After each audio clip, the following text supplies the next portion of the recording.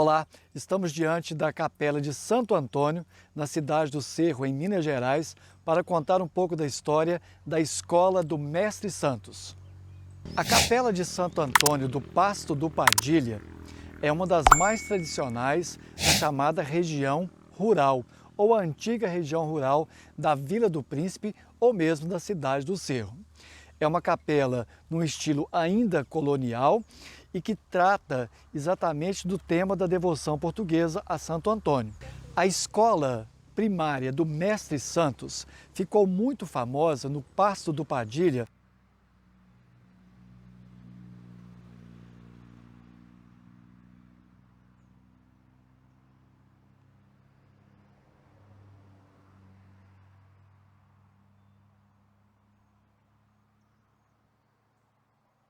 A Escola do Mestre Santos funcionou na Chácara Boa Vista.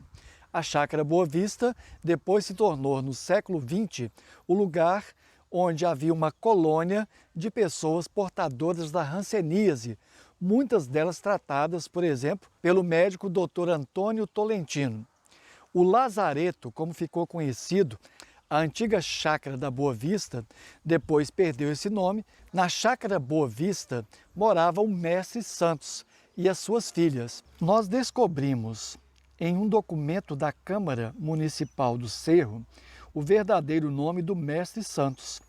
Trata-se de uma reclamação encaminhada à Câmara Municipal sobre a colocação de um cercado feito pelo cidadão Santos Augusto de Queiroz, em frente da chácara que possui na estrada pública que vai desta cidade pela Boa Vista, para as partes do Lucas e Guanhães. A comissão da Câmara achou melhor retirar o cercado para o bem público.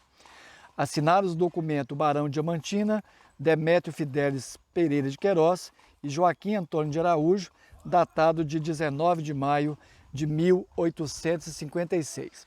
A Escola do Mestre Santos foi muito importante no século XIX para a educação de meninos e de meninas. As suas filhas se dedicavam também à escola quando o Mestre Santos ficou mais velho. Quando o Mestre Santos estava bem mais velho, as suas filhas se dedicaram à educação ou à instrução pública de Joaquim de Sales, autor do livro Se Não Me Falha a Memória.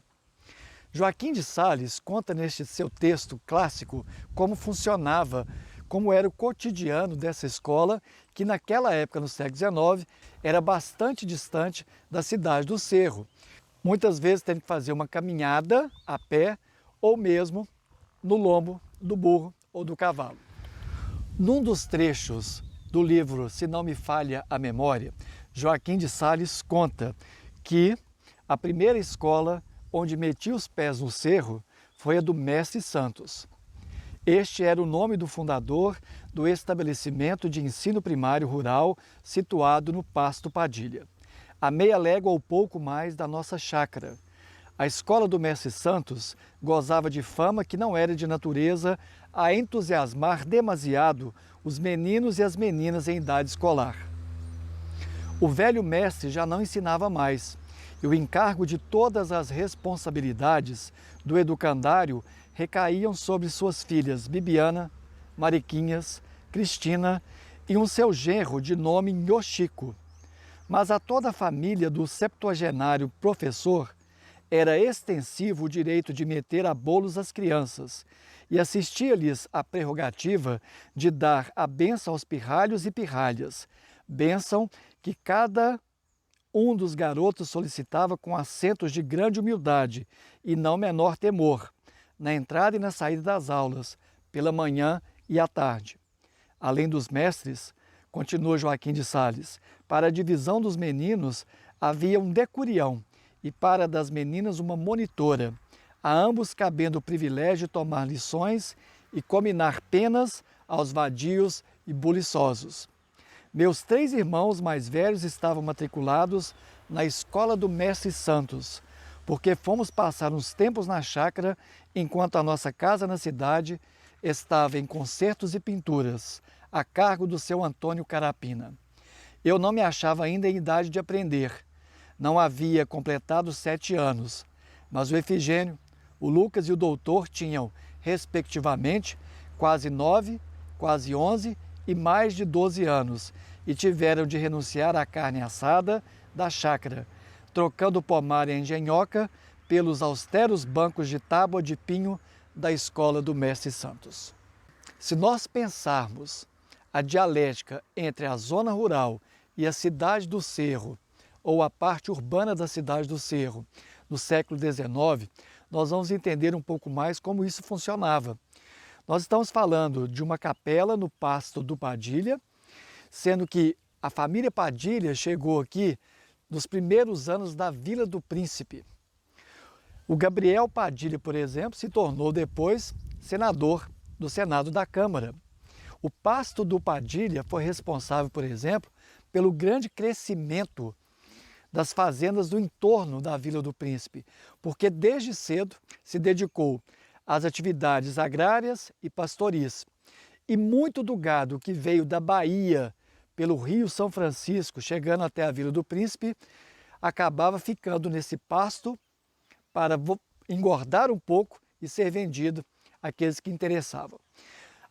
O Pasto do Padilha se tornou uma referência no século XIX e nos primeiros anos do século XX, especialmente para os tropeiros, que colocavam no Pasto do Padilha as suas tropas para descansar, para depois seguir viagem.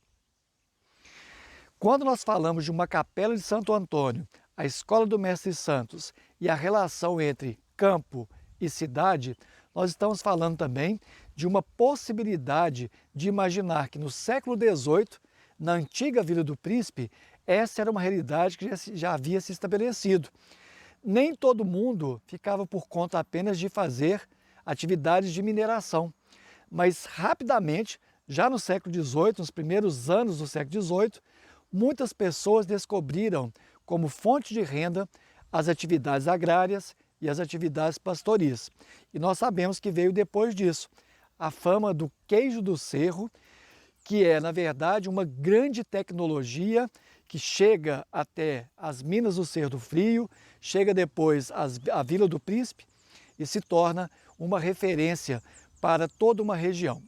O queijo do Cerro, de certa maneira, é o resultado das dinâmicas de mestiçagens, em que várias mãos, de várias etnias, de várias raças, muitas pessoas foram aprendendo como se faz de fato o queijo. Além do queijo, nós temos também que muitas pessoas aprenderam como ensinar, como educar no século XIX, como por exemplo o Mestre Santos.